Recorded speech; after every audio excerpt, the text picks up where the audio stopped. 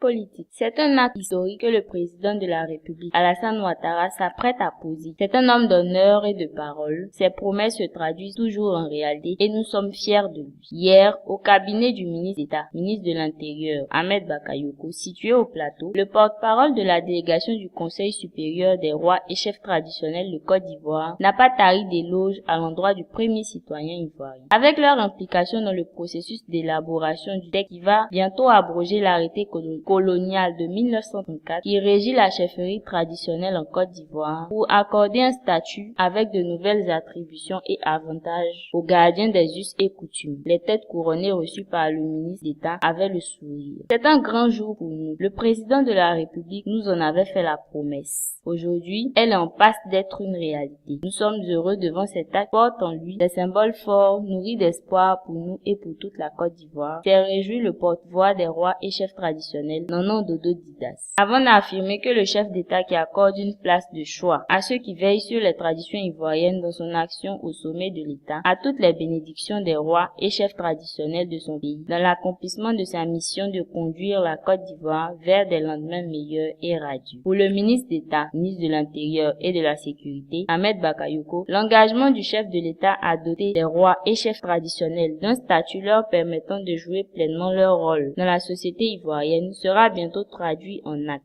Dans le processus d'élaboration de ce texte important, au moment où le texte est rédigé et est passé en première lecture en conseil de gouvernement, avant qu'il ne soit soumis en conseil des ministres, nous avons voulu avoir des discussions sur tous les points avec les chefs. Nous avons eu des échanges fructueux. C'est une question très complexe. Nous avons voulu harmoniser les points de vue pour trouver la plateforme minimale afin de maintenir la cohésion, a-t-il expliqué. En effet, selon lui, les textes fondateurs du nouveau statut des rois et chefs traditionnels qui verront bientôt le jour doivent consacrer avant tout l'unité nationale. Au-delà de tout cela, il s'agit de voir comment administrer de plus près les populations dans l'efficacité et dans l'union en redonnant aux chefs un statut et un rang dans la société qui les incite à adapter leur mode de gestion aux contraintes des temps modernes, a-t-il estimé.